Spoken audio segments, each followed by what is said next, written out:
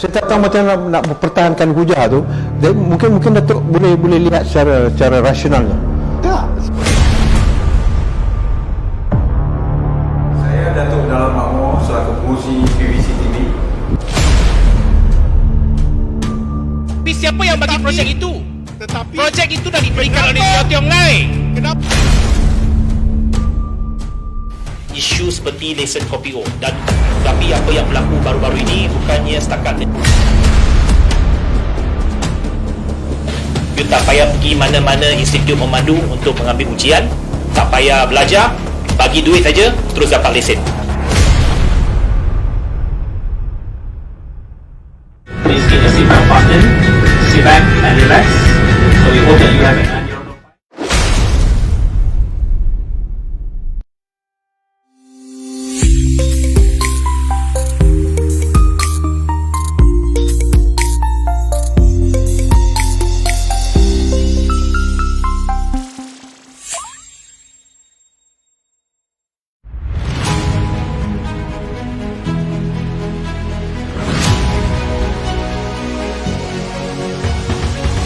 Assalamualaikum warahmatullahi wabarakatuh. Salam sejahtera. PVC TV adalah satu saluran hipster yang sangat cocok dengan urban. Segala informasi dia sangat relevan. Pada saya ini adalah satu perkara baru. Jadi saya harapkan tuan-tuan dan puan jangan lupa kita bersama dalam PVC TV untuk perkembangan politik semasa negara kita. Terima kasih PVC TV. Terima kasih PVC TV. PVC TV. People Voice Channel. BBC TV Channel. Sekian, terima kasih.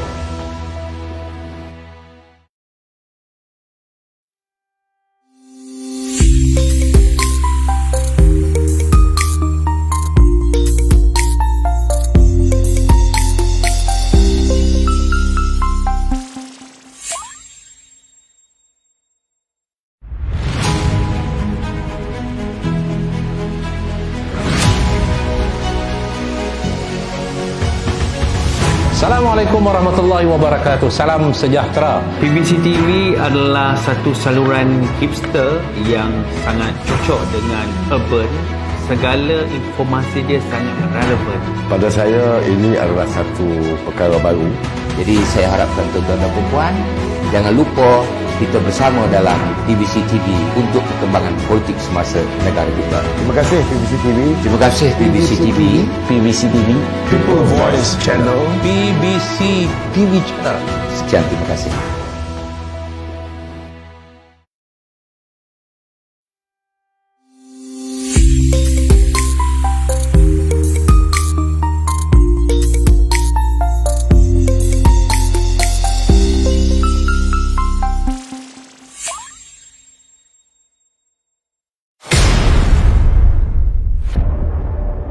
Saya tak tahu macam mana nak mempertahankan hujah tu. Dan mungkin Datuk boleh lihat secara rasionalnya. Tak. Saya Datuk Dalam Makmur selaku pengurusi PVC TV. Tapi siapa yang bagi projek itu? Tetapi Projek itu dah diberikan oleh Tio Tiong Ngai. kenapa? Isu seperti lesen kopi O dan tapi apa yang berlaku baru-baru ini bukannya setakat you tak payah pergi mana-mana institut memandu untuk mengambil ujian, tak payah belajar, bagi duit saja terus dapat lesen. Please get your seatbelt button, sit back and relax. So we hope that you have an enjoyable flight.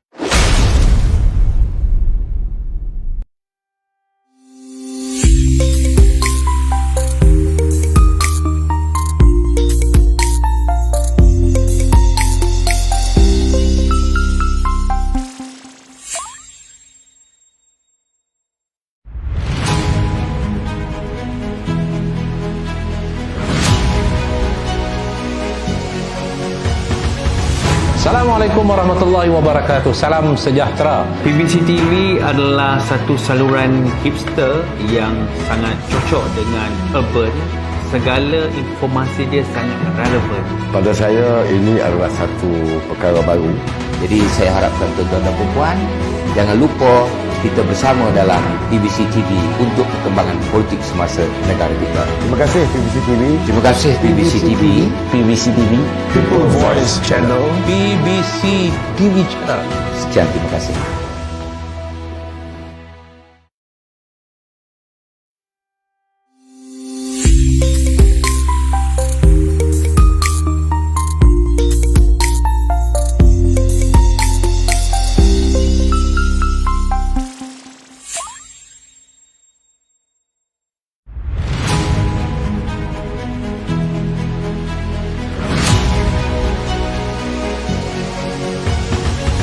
Assalamualaikum warahmatullahi wabarakatuh. Salam sejahtera. PBC TV adalah Terima kasih kerana bersama kami di PBC TV.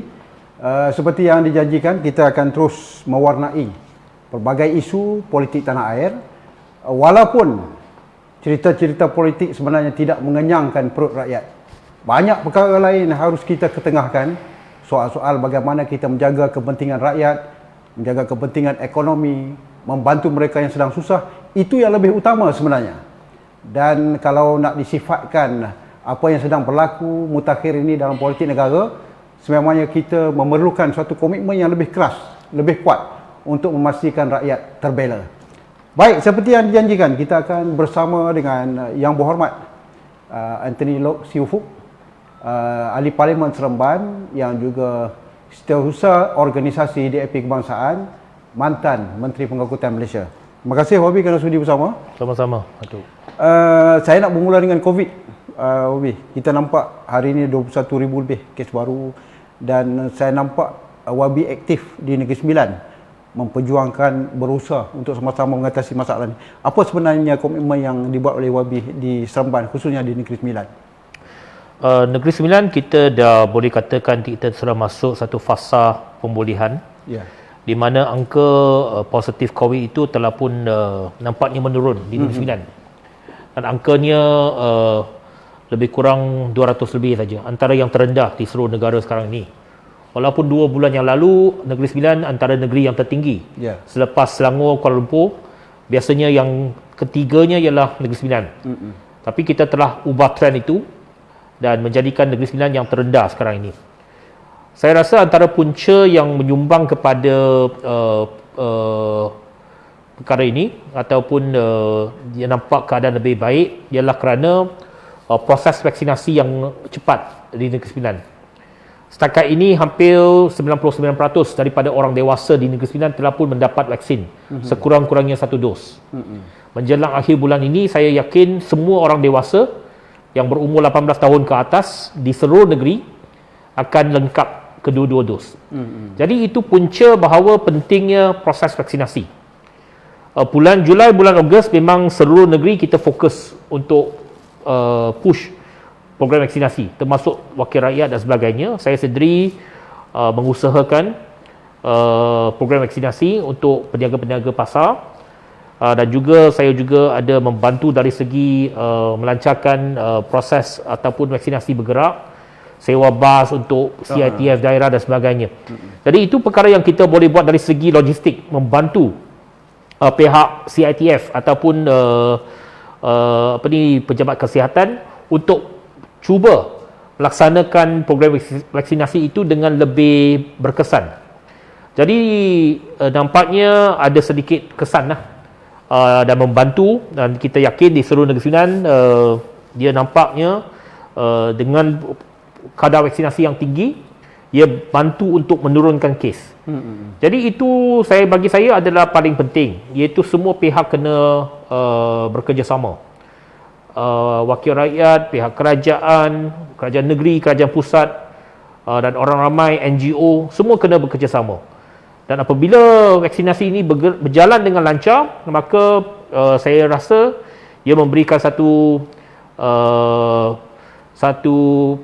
keadaan yang lebih meyakinkan kepada orang ramai. Dan umum diketahui, apabila program vaksinasi ini tinggi, maka risikonya akan rendah kepada orang ramai. Walaupun kita tahu bahawa dia tidak akan turunkan kes sampai sifar umpamanya, tetapi kebanyakan kes yang kita lihat selepas vaksinasi ini Dia lebih kepada kategori 1 dan 2. Dan saya rasa itu adalah sesuatu yang penting lah untuk seluruh negara. Wabi mewakili Dun Cenah dan juga Parlimen Seremban. Peratusan anti vaksin ini, apakah ada kelompok-kelompok yang tidak boleh menerima vaksin ini, Wabi? Saya rasa tentu ada. Ada sebahagian kecil masyarakat kita yang tak menerima vaksin. Ya. Tetapi di Negeri Sembilan ini angkanya tak besar lah. Dia tak menjadi satu mainstream. Kerana dari segi jumlah penduduk kita, hampir semua orang daftar. Kalau ikut perangkaan sensus kita, hampir semua rakyat Negeri Sembilan daftarkan diri untuk vaksin. Jadi walaupun ada saya kedengaran ada sebahagian kecil saja yang tidak mahu menerima vaksin.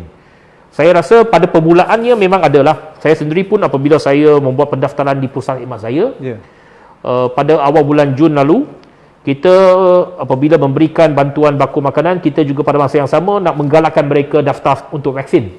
Ada yang tak mahu, ada yang menolak. Apabila ditanya mengapa, dia kata takut, kata tak selamat dan sebagainya. Tetapi apabila kes meningkat pada penghujung bulan Jun, Julai itu, kes yang meningkat begitu mendadak, saya rasa itu mengubah persepsi. Mereka tahu bahawa betapa pentingnya vaksin ini. Jadi sekarang ini tak dengar lagi di Negeri Sembilan lah, tak dengar lagi ada ramai yang kata tak mahu vaksin. Walaupun mungkin ada sebilangan kecil lah. Ya. Saya membangkitkan soal ini, Wabi, kerana kita rasa penting soal-soal kebajikan dan juga keharmonian rakyat. Contohnya di Parlimen Wabi sendiri, apakah dari segi sudut bantuan yang Wabi laksanakan untuk memastikan bahawa mereka ini tidak tersekat oleh masalah ekonomi pendapatan yang memang terganggu? Ya, seperti ahli-ahli parlimen yang lain, yang paling asas kita bantu ialah baku makanan. Saya dari bulan Jun lalu, apabila lockdown dilaksanakan di seluruh negara, terutamanya di Negeri Sembilan, sejak 1 Jun sampai sekarang ini tak kurang daripada 10,000 baku makanan telah pun diagihkan kepada masyarakat di Parlimen Seremban. Itu usaha kita lah. Yang keduanya, saya juga membantu dari segi pengangkutan kepada mereka yang kurang berupaya untuk pergi ke pusat vaksin. Kalau pusat vaksin itu jauh. Umpamanya dari Seremban ada satu pusat vaksin yang besar dinilai, kita aturkan bas untuk mengangkut mereka setiap hari untuk pergi ke pusat vaksin. Itu merendahkan kos mereka umpamanya. Jadi itu perkara-perkara yang kita boleh buat untuk membantu rakyat secara terus. Tetapi sudah tentunya ada pelbagai bantuan yang dilaksanakan oleh kerajaan pusat ataupun kerajaan negeri. Pusat khidmat kita membantu mereka memohon dan mendaftar. Kerana selalunya kita tahu bahawa banyak pakej bantuan kerajaan ini tidak sampai ke golongan sasar. Antara puncanya ialah mereka tak tahu. Jadi ataupun tak tahu bagaimana nak memohon. Jadi pusat khidmat ahli parlimen biasanya membantulah permohonan.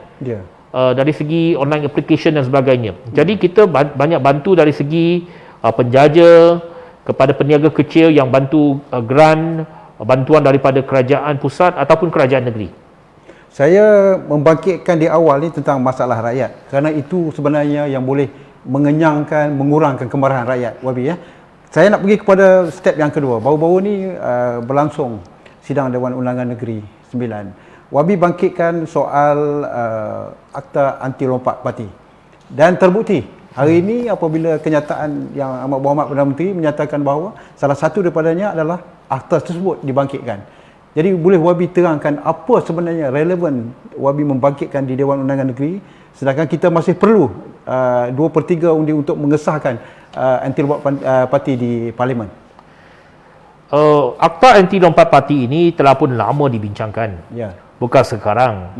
Kalau yang mengikuti politik tahulah dah berpuluh tahun isu ini dibincangkan ataupun dibahaskan. Malah di negeri Kelantan seawal tahun 1990, lepas PAS memerintah Kelantan zaman Tun Guru Nik Aziz, sudah pun ada enactment anti lompat parti di Kelantan.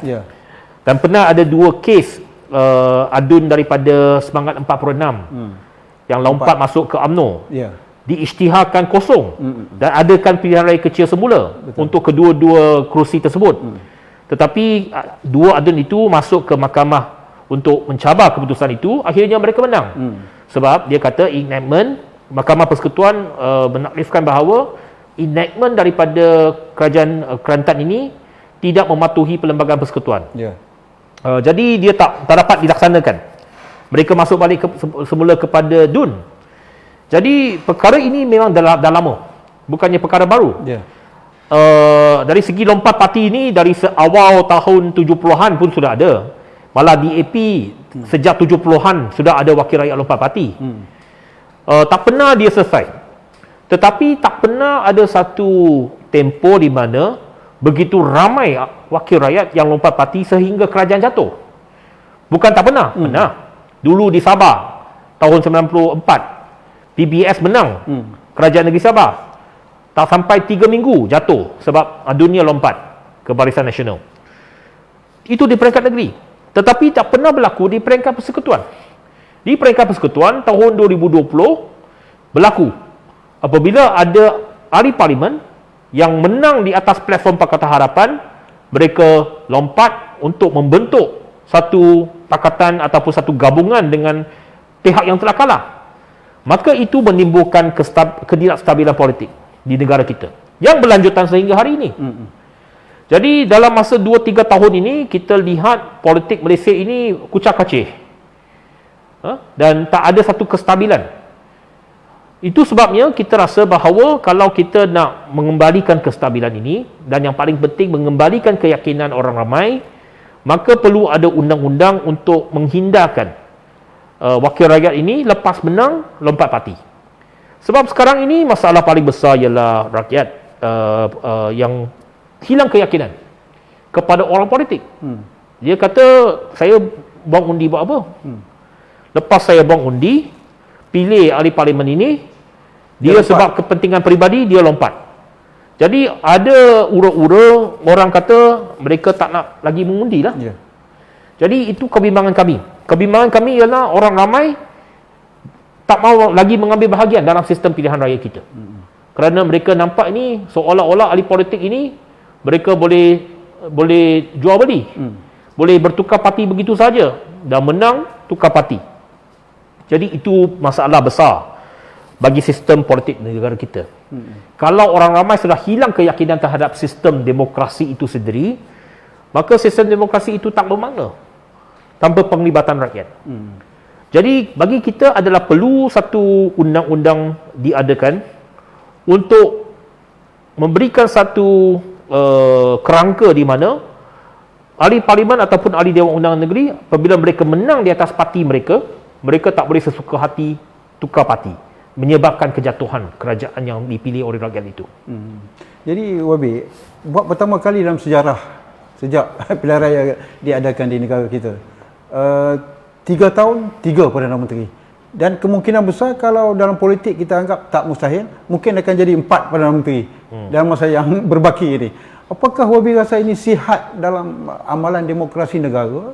Kita mengambil hak orang, tiba-tiba kita menjadi pemerintah, umpamanya yang baru berlaku dalam sukan Olimpik, Paralimpik baru ni Wabi, menang emas tapi emas tu dirampas kembali. Begitu juga dengan keadaan politik negara. Apakah pandangan Wabi terhadap masa depan sistem demokrasi kalau ini sebenarnya amalan kita? Itu yang saya katakan tadi, perkara seperti ini mesti diberhentikan. Dan bagaimana kita nak memberhentikan perkara seperti ini, ia mesti melalui undang-undang. Kalau tanpa satu undang-undang yang khusus, maka susah untuk kita mengelak daripada perkara ini berlaku. Jadi mesti diadakan undang-undang, dan bagaimana untuk kita pastikan kestabilan politik itu kekal selepas pilihan raya. Apa keputusan rakyat itu mesti dipatuhi, mesti dihormati. Dan apabila rakyat sudah membuat keputusan, mandat itu adalah untuk 5 tahun. Kecualilah kerajaan itu buat begitu teruk dan sebagainya, maka rakyat boleh menyatakan pandangan mereka melalui demonstrasi, melalui menunjukkan ketidakpuasan hati mereka dalam pelbagai cara. Tetapi pokoknya ialah apabila seseorang itu dilantik ataupun dipilih sebagai wakil rakyat dan sebuah kerajaan itu dibentuk, mandatnya 5 tahun. Jadi yang sangat kita rasa tak sihat ialah apabila Pakatan Harapan menang pada tahun 2018. Mandat itu adalah untuk 5 tahun. Tetapi kita dirampas separuh jalan. Lepas 22 bulan kita dirampas, dinafikan hak kita untuk terus mentadbir negara ini. Walaupun mandat kita diberikan 5 tahun. Jadi dalam konteks itu, ramai yang rasa begitu payah kita nak tukar kerajaan, tetapi lepas tukar kerajaan, ia ditentukan oleh tak sampai 30 orang, mereka lompat mati, boleh bentuk kerajaan lain. Jadi apa gunanya jutaan rakyat Malaysia bersusah payah, bertungkus lumus, keluar mengundi, tukar kerajaan. Jadi itu tak sihat. Bobby, saya nampak ramai yang sangsi seolah-olah apa yang berlaku dalam krisis 22 bulan itu sehingga jatuhnya kerajaan Pakatan Harapan adalah satu perancangan yang agak lama yang dipamerkan oleh setengah pihak. Apakah Wabi nampak benda ni ada kebenarannya, Wabi? Itu orang putih kata water under the bridge lah. Walaupun memang percaturan politik itu tak berlaku sehari dua. Ya. Apa sahaja percaturan politik ia dirancang daripada awal. Tetapi seperti yang saya kata, sekarang kita nak bangkitkan isu itu pun Tak guna dah. Dah berlaku. Bagaimana kita nak mengelakkan perkara sebegitu berlaku lagi? Itu mesti memerlukan perubahan sistem kita. Perubahan sistem kita dari segi ada undang-undang yang lebih khusus dan bagaimana kita membentuk satu sistem yang lebih boleh katakan lebih telus untuk menghindarkan perkara seperti ini berlaku dan tidak disalahgunakan oleh sebilangan kecil, oleh ahli politik. Saya membangkitkan perkara ni, Wabi, kerana ia bersentuhan dengan persoalan DAP itu sendiri. Kerana apa? DAP ini sering diajak berkawan ketika parti yang nak bergabung itu ada masalah. Umpamanya selepas perpecahan dalam UMNO, tiap kali perpecahan berlaku, DAP menjadi rakan yang pertama sekali dicari. Dan YB antara orang yang pertama ditemui oleh Tan Sri Muhyiddin selepas dipecat daripada UMNO. Apakah DAP serik berkawan dengan orang-orang yang macam ni dalam pilihan raya akan datang, YB? Dari segi kerjasama politik, DAP sentiasa terbuka untuk mengadakan kerjasama politik kalau objektifnya ialah untuk membantu negara. Yang boleh mencapai objektif yang baik untuk rakyat, yang baik untuk negara. Kita bersedia bekerjasama. Jadi dalam sejarah DAP, kita pernah bekerjasama dalam pelbagai bentuk gabungan. Ya. Seingat saya lah, kalau yang dulu-dulu punya saya tak berani cakap lah. Tapi yang setakat yang saya tahu, setakat yang saya pernah baca, yang saya sendiri terlibat, okey, umpamanya Gagasan Rakyat pada tahun 1990. Itu masa saya kecil lagi. Saya belum masuk politik lagi, masih di sekolah. Gagasan Rakyat itu pun dalam ingatan saya, pernah saya baca pelbagai artikel dan bahan bacaan berkenaan dengan kerjasama dalam Gagasan Rakyat. Itu bersama dengan Semangat 46, Tengku Razali. Ya. Yang masih ada sekarang ni. Watak-watak ini masih ada. Yang pernah pun saya pernah berbual dengan mereka, saya kenal mereka. Jadi dalam konteks itu, seawal tahun 1990, kita sudah ada kerjasama dengan pemimpin daripada UMNO. Tengku Razali, pemimpin UMNO. Yeah. Sebelum beliau membentuk Semangat 46, adalah seorang pemimpin UMNO yang begitu kanan. Masa itu, Bapa Kemerdekaan Tunku Abdul Rahman pun bersama mendukung Gagasan Rakyat. Selepas itu, Gagasan Rakyat tak berjaya. Selepas pihak PIU tahun 95, Semangat 46 dibubarkan dan kembali kepada UMNO. Timbul pula reformasi tahun 98. Masuk pilihan raya umum 99, DAP bekerjasama dengan Barisan Alternatif, membentuk Barisan Alternatif bersama dengan PAS, Keadilan dan juga Parti Rakyat Malaysia. Lepas itu 2008, Pakatan Rakyat sekali lagi bersama dengan PAS, Keadilan, membentuk beberapa kerajaan negeri. Sampailah kita kerjasama dalam kerangka Pakatan Harapan bersama Tun Dr. Mahathir. Jadi dalam sejarah DAP ni tidak tepat bahawa kita ni tak bekerjasama ataupun kita ni susah nak bekerjasama dengan orang lain. Tak betul. Kita sentiasa bekerjasama. dalam konteks politik Malaysia ini, kita sedar bahawa tidak ada satu parti yang boleh berdiri secara bersendirian. Kalau kita nak mencapai satu objektif yang lebih besar, nak membentuk kerajaan, kita tak boleh bersendirian. Itu kita faham. Tetapi apakah asas kerjasama itu? Asas kerjasama itu mesti berpandukan kepada prinsip. Prinsip good governance, prinsip kepada keadilan, prinsip kepada ketulusan dan juga kepertanggungjawaban. Yang paling penting, keyword kita ialah pentadbiran yang baik, good governance. Jadi itu adalah prinsip kita masuk dalam kerjasama politik. Tetapi ada perkara-perkara yang kadang-kadang ia akan menjadi kepada penghalang ataupun memecahkan kerjasama itu. Okay? Jadi kalau kita lihat dalam konteks Pakatan Harapan, selepas kita membentuk kerajaan, mengapa kita tak berpecah dengan bersatu? Kita tak berpecah dengan Tun Mahathir. Kan? Kita meneruskan kerja kita. Datuk Dahlan sendiri tahu, berkhidmat bersama dengan saya di Kementerian Pengangkutan. Kita fokus kepada kerja kita. Tetapi oleh kerana ada sebilangan pimpinan daripada keadilan dan juga bersatu yang melihat bahawa kononnya Pakatan Harapan ini sukar untuk menang PIU depan. Mereka nak mencari jalan yang lebih pintas, bagaimana nak mengambil kuasa dan meneruskan kuasa, dan lihat DAP itu sebagai satu liability untuk pengundi-pengundi Melayu, maka mereka mengambil jalan mudah untuk membentuk kerajaan lain. Jadi bagi saya itu adalah satu politik yang tidak berpandukan kepada prinsip. Kalau prinsip kita ialah kita menang, kita mendapat mandat, kita berpandukan kepada satu etika kerjasama kita, mesti kita bersama-sama berusaha. Dalam mana-mana satu gabungan ataupun coalition, sudah tentunya ada kekuatan dan ada kelemahan. Setiap parti ada kekuatan, ada kelemahan dia. Jadi adalah penting untuk kita membantu sesama sendiri. Tetapi kita lihat bahawa ada sebilangan, mereka rasa kalau perlukan kita, mereka kerjasama. Apabila mereka melihat kita sebagai satu kelemahan untuk mereka, maka mereka cuba cari jalan pintas. Bagi saya itulah cerita dia. Wabi, DAP berada pada persimpangan yang cukup sukar dalam politik tanah air. Yang pertama, ketika menjadi kerajaan, pengundi ataupun penyokong Cina menganggap bahawa DAP mengikut telunjuk Tun Mahathir. Bagi orang-orang Melayu yang memang tidak dapat menerima DAP, mereka menganggap DAP menguasai kerajaan. Ya. Kalau kita lihat dari segi sudut kedudukan dalam kabinet, hanya 1/5 saja wakil DAP yang berada dalam kabinet. Ya. Apa pandangan Wabi tentang itu? Itu memang itu yang dikatakan sebagai DAP, semua salah DAP.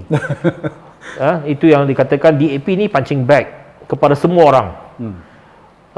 Betul bahawa ada persepsi di kalangan penyokong-penyokong kita sendiri pun, bahawa apabila DAP sudah menjadi kerajaan, kita ni dah jadi pak turut kepada Mahathir. Tak berani lagi dah. Ini harimau tanpa gigi yang tak bertaring lagi, tak berani bersuara dan sebagainya. Itu pun tak betul, kan? Kita tak pernah kata kita tak bersuara. Cuma dalam konteks apabila kita berada dalam kerajaan, sudah tentunya pendekatan kena berlainan. Kita tak boleh behave macam parti pembangkang apabila berada dalam kerajaan, sebab kita duduk dalam kabinet. Sistem kabinet itu ada collective responsibility. Kalau kita tak setuju, kita bincang dalam kabinet. Dia tak boleh terlalu menunjukkan ketidaksetujuan kita secara terbuka. Itu bukan cara sebuah parti kerajaan. Jadi penyokong kita memang tak faham lah, dan mereka tak melihat bahawa macam seolah-olah mereka melihat seolah-olah DAP ni dah tukar, dah ubah oleh kerana masing-masing ada jawatan kerajaan, tak berani bersuara. Jadi itu dilema yang kita hadapi ketika kita berada dalam kerajaan. Bagaimana kita nak menunjukkan kepada mereka kita ni tak berubah. Itu satu cabaran yang besar. Di sebelah pihak pula, terutamanya daripada parti lawan kita, yang mengatakan bahawa kepada masyarakat Melayu khususnya, DAP ini menguasai kerajaan. Seperti yang dikatakan oleh Datuk tadi, kita hanya ada 6 wakil dalam kabinet. Bagaimana boleh menguasai kerajaan? Semua kementerian-kementerian itu KSU-nya adalah pegawai kerajaan. Yang sama, tak boleh kata mana boleh DAP nak letak KSU di kementerian masing-masing. Tak boleh lah. Dia mesti pentadbiran kerajaan. Kita hanya ada menteri yang duduk dalam kabinet 6 orang. Apa sahaja keputusan itu mesti dibuat secara kolektif di kabinet. Jadi kata-kata ataupun hujah bahawa DAP menguasai kerajaan ini direka untuk menakut-nakutkan orang Melayu. Kerana ini adalah senjata yang paling mudah bagi pihak ketika itu UMNO dan PAS untuk menyerang kita dan menyerang parti-parti dalam PH. Kononnya yang parti-parti yang parti Melayu dalam PH ini semua di bawah telunjuk DAP. Tun Dr. Mahathir pun di bawah telunjuk DAP, kata mereka lah. Tapi kita tahulah Tun Dr. Mahathir ini adakah mudah untuk dia ikut telunjuk orang lain. Jadi itu persoalan dia. Jadi memang itu adalah masalah dan dilema yang kita hadapi semasa kita berada dalam kerajaan. Seperkara yang jelas, Wabi, saya nampak Melayu kebanyakannya semakin terbuka menerima DAP. Kalau kita lihat dari segi sudut kedudukan kerusi umpamanya, daripada 42 kerusi parlimen yang DAP menang, hanya 32 kerusi saja yang majoritinya orang Cina. Selebihnya adalah majoriti Melayu. Umpamanya seperti parlimen Seremban sendiri, Bangi, Mas Gading, dan beberapa kerusi lain, Rauk umpamanya. Apakah Wabi nampak ada satu lonjakan perubahan yang ketara penerimaan Melayu terhadap DAP ni, Wabi? Saya tak berani membuat rumusan sebegitulah. Okay. Memang dalam konteks kita, apabila kita berada dalam satu gabungan dan atas platform Pakatan Harapan, memang kita mendapat sokongan sebilangan pengundi Melayu. Itu kerana kita berada dalam satu bentuk kerjasama. Umpamanya kita di kawasan yang ada ramai pengundi Melayu, kita bukan bertanding atas platform DAP saja. Kita bertanding atas platform Pakatan Harapan. Sudah tentunya ada faktor dan pengaruh.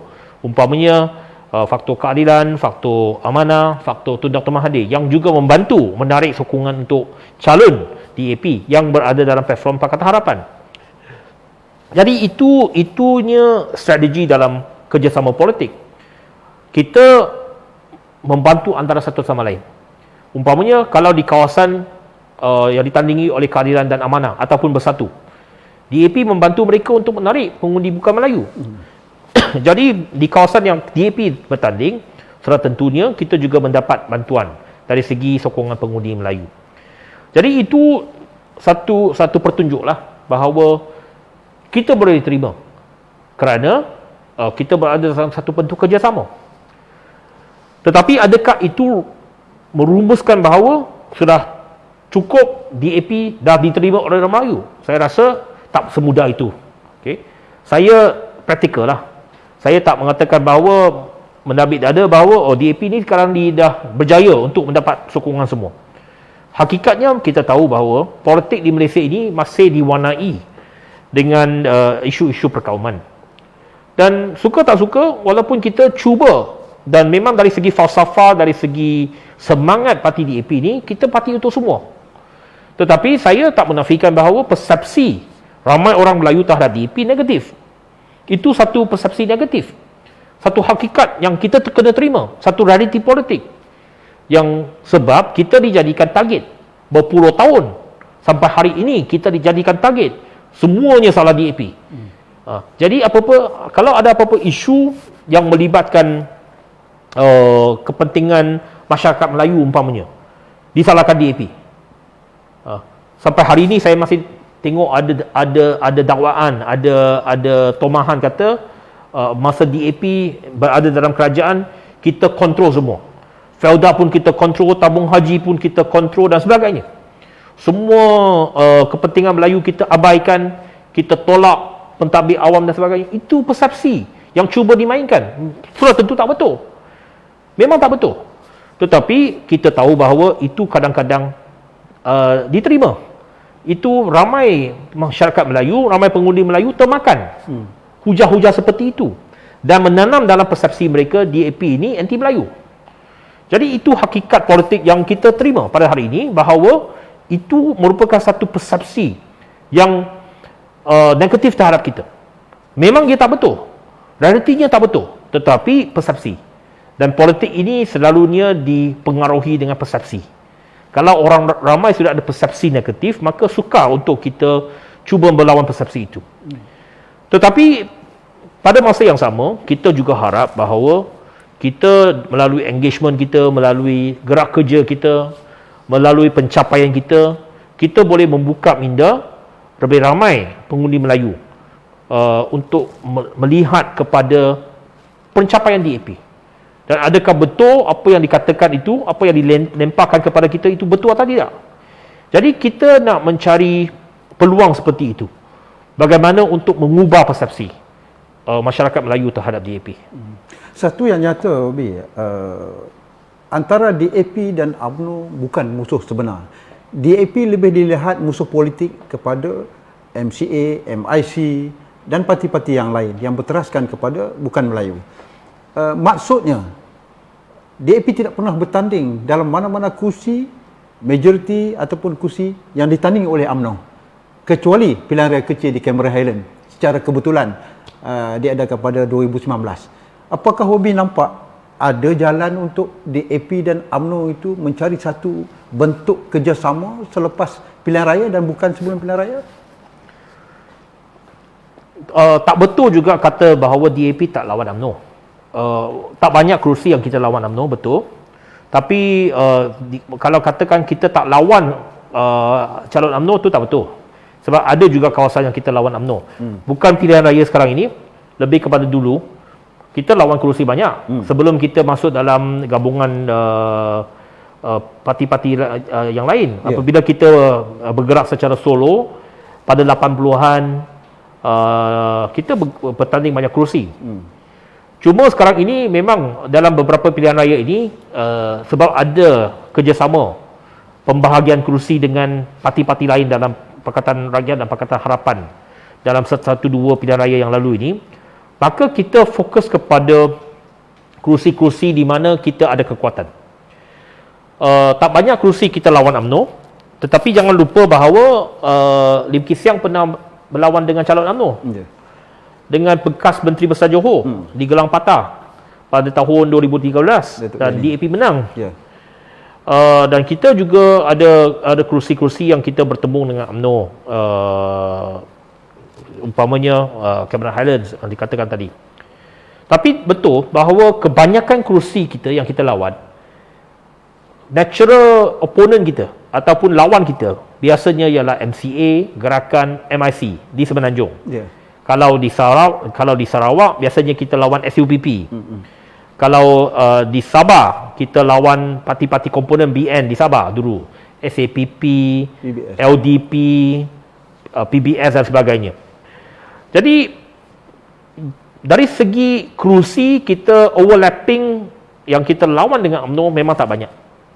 Kalau kita lihat seolah-olah dari konteks itu saja, memang patutlah ada kerjasama antara UMNO dengan DAP. Kalau itu saja konteks dia.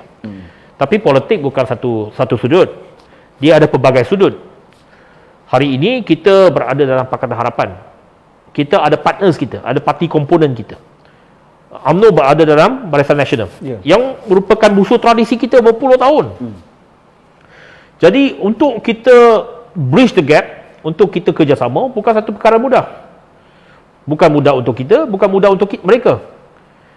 Sebab kita lihat antara satu sama lain dari segi perbezaan dasar itu banyak. Perbezaan pendekatan itu banyak. Jadi jawapan untuk soalan Datuk tadi, dia tak mudah untuk membentuk satu kerjasama antara DAP dengan UMNO. Kenapa tak memudahkan, Wabi?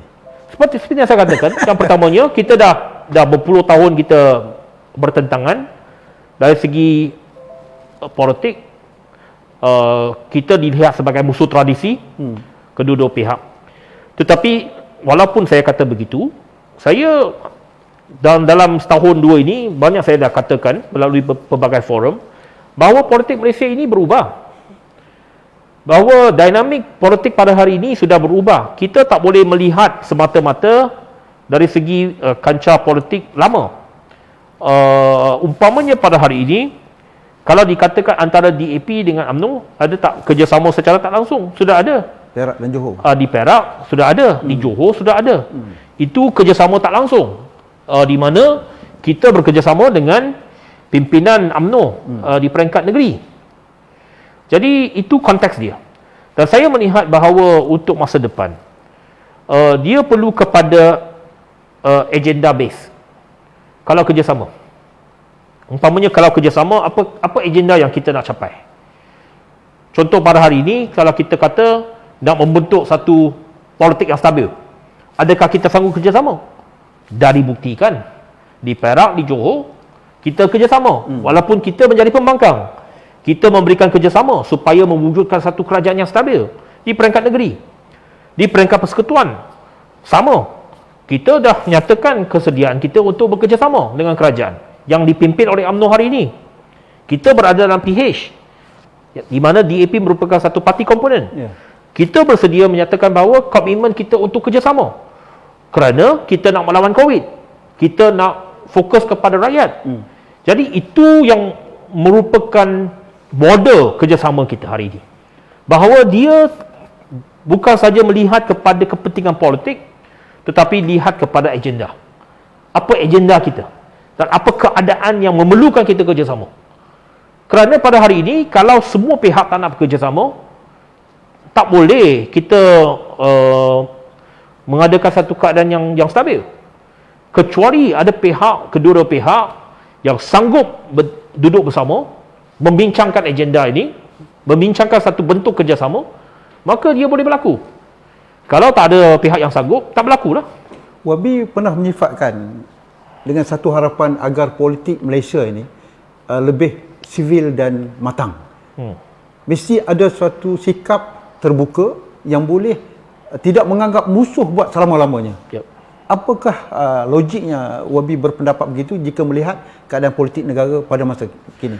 Itu yang saya kata, kita sudah masuk satu fasa di mana semua parti ada peluang untuk menjadi kerajaan. Okay. Kita pernah jadi kerajaan. Kalau dulu tak pernah terlintas dalam fikiran bahawa ramai orang bahawa DAP boleh jadi kerajaan. Kan? UMNO boleh kalah. UMNO jadi pembangkang. Tak terlintas dalam fikiran mana-mana orang UMNO akan jadi pembangkang. Tetapi ternyata hari ini senario itu telah berlaku. Maksudnya politik di Malaysia ini boleh berubah. Hari ini jadi kerajaan, besok jadi pembangkang. Tetapi dalam konteks di Parlimen, di Dewan Undangan Negeri, walaupun yang menjadi pembangkang itu, kita mesti boleh ada satu bentuk kerjasama. Di mana seperti yang saya katakan tadi, kita mesti ada bipartisanship. Di mana kedua-dua pihak kadang-kadang walaupun ada perbezaan, tetapi apabila ada agenda, ada undang-undang ataupun satu dasar yang kita nak kumpulkan kekuatan bersama, boleh duduk bincang. Apabila duduk bincang, tak semestinya kata kita ni dah berpakat ataupun kita ni dah jual parti kita. Tak begitu. Seperti yang saya katakan, apabila kita nak kata politik civil dan matang, kita masih boleh bertentangan, parti yang bertentangan, tetapi tak payah bermusuhan. Itu maksud saya. Hari ini saya duduk dengan, kalau katakan duduk dengan pemimpin daripada parti yang bertentangan dengan saya tak menganggap dia musuh. Kita mesti ada kesediaan untuk menghormati antara satu sama lain. Okay? Kamu duduk di dalam position itu, di jawatan itu, kita hormat jawatan itu. Tetapi anda juga kena hormat saya sebagai pembangkang. Esok kalau saya jadi kerajaan, saya kena hormat juga. Seperti pendekatan saya semasa saya menjadi Menteri Pengangkutan, antara pendekatan yang saya guna ialah saya jemput semua wakil kerajaan negeri untuk duduk dalam apa sahaja majlis perundingan yang saya tubuhkan di peringkat Kementerian Pengangkutan. Umpamanya Majlis Pengangkutan Negara, saya jemput wakil daripada Kelantan, wakil daripada Terengganu, wakil daripada Sarawak. Walaupun pada ketika itu Pahang dan sebagainya, walaupun pada ketika itu negeri-negeri ini bukan di bawah Pakatan Harapan. PAS Kelantan dan Terengganu di bawah PAS, Pahang Perlis di bawah UMNO, Sarawak di bawah GPS. Tapi Datuk pun tahu, apabila kita bentuk Majlis Pangkutan Negara, semua wakil kerajaan negeri kita jemput duduk. Jadi sebab kita tak melihat mereka latar belakang parti mereka, kita melihat kedudukan mereka. Mereka telah diberi mandat untuk mentadbir negeri itu. Jadi kena respect jawatan itu. Jadi kita merupakan satu sistem persekutuan. Kita tak nak balik kepada dulu kalau pembangkang mentadbir negeri itu akan dihukum. Kalau dulu tahun 1990, 95 hanya satu negeri di bawah pembangkang masa tu. Kelantan saja di bawah PAS. Yang lain semua BN. Maka Kelantan dipinggirkan. Jadi politik seperti itu sudah ketinggalan zaman. Pada hari ini kita semangat persekutuan. Mesti berlaku adil dan saksama dan menghormati mandat dan juga pilihan rakyat. Kalau negeri itu ditadbir oleh pembangkang di peringkat persekutuan, itu tak menjadi masalah. Kerajaan persekutuan kena menghormati kerajaan negeri itu walaupun parti berlainan. Sama juga apabila kita duduk di parlimen, kita pembangkang, tetapi kerajaan kena hormat kita sebab kita diberi mandat oleh rakyat untuk duduk dalam parlimen. Jadi itu yang saya katakan, ada banyak ruang untuk bekerjasama walaupun kita bertentangan. Baik Wabi, saya nak masuk kepada keadaan sekarang ni. Bila pertukaran daripada zaman Tan Sri Muhyiddin kepada Datuk Seri Ismail Sabri. Zaman ataupun sewaktu pemerintahan Tan Sri Muhyiddin dianggap kerajaan gagal. Sampai kepada Datuk Seri Ismail Sabri. Antara dua tokoh ni Wabi, mana yang lebih cerdik memimpin? Siapa yang lebih cerdik itu terlalu awal untuk dikatakan. Okey. Sebab Ismail Sabri itu masih baru sebagai Perdana Menteri. Siapa yang lebih cerdik itu saya terpulang kepada rakyat untuk menilai. Tetapi bagi saya, Datuk Seri Ismail Sabri telah mengambil satu langkah yang lebih bijak daripada Tan Sri Muhyiddin. Awal-awal lagi beliau sudah bersedia untuk berunding ataupun berbincang dengan pihak pembangkang. Itu bagi saya dia lebih bijak. Okey. Kalau berbanding dengan Muhyiddin, Tan Sri Muhyiddin, beliau sampai penghujung nak jatuh dah. Dah jatuh baru nak berbincang dengan pembangkang. Awal-awal dia tak nak berbincang dengan pembangkang. Jadi itu dari segi itu Datuk Seri Ismail Sabri lebih bijak. Lebih bijak Ismail Ya. Baik, Wabi seringkali dia orang mengaitkan tentang Wabi dilihat sebagai pengganti kepada Wabi Lim Guan Eng umpamanya. Ramai yang tak faham tentang sistem pemilihan yang ada dalam DAP. CEC yang diwujudkan dan mereka ini dipilih di kalangan 30 CEC ini. Mungkin Wabi boleh nyatakan sikit supaya tidak ada kekeliruan soal pemilihan sesuatu agung umpamanya dalam DAP tidak ada pertandingan untuk jawatan-jawatan sebegitu. Kita tak ada pemilihan secara terus. Okey. Sistem pemilihan dalam parti DAP ini berlainan dengan parti lain. Ya. Kita mengamalkan satu pemilihan kepimpinan secara kolektif. Maksudnya perwakilan kita akan memilih satu jawatan kuasa. Okey, yang terdiri daripada 30 orang sekarang ini. Ya. So kalau 30 orang itu mendapat undi tertinggi, yang mendapat undi tertinggi di atas 30 orang itu, boleh ada 100 calon. Kalau 30 dapat undi tertinggi, 30 orang itu membentuk jawatan kuasa tertinggi pusat. Dia tak ada penamaan calon Wabi? Ada penamaan calon. Ya. Penamaan calon melalui cawangan. Jadi siapa-siapa ada di DAP, dia boleh bertanding untuk jawatan kuasa tertinggi pusat. Okey. Jadi apabila bertanding jawatan kuasa tertinggi pusat, mereka perwakilan akan memilih 30 orang untuk membentuk satu jawatan kuasa pusat. Apabila jawatan kuasa pusat itu telah pun dibentuk, dipilih, maka di antara 30 orang itu akan memilih antara sesama siapa menjadi pengurusi, siapa menjadi setiausaha agung, siapa menjadi bendahari dan sebagainya. Jadi itu adalah satu sistem di mana kita mengamalkan collective responsibility. Itu bermaksud bahawa siapa yang menjadi pemimpin itu di antara 30 orang tu pilih. So kita membentuk satu pasukan. Kelebihan sistem ini ialah dia membentuk satu pasukan. Kalau kita mengadakan pemilihan terus umpamanya, mungkin orang yang menjadi presiden itu sangat popular. Tetapi tak semestinya dia boleh bekerjasama dengan lain ataupun dihormati oleh yang lain yang membentuk jawatan kuasa kepimpinan itu. Tetapi dalam DAP lain, kita mesti mendapat konsensus daripada ketiga puluh orang itu ataupun sekurang-kurangnya majoriti daripada jawatan kuasa itu untuk menjadi pemimpin sebagai Setiausaha Agung dan sebagainya.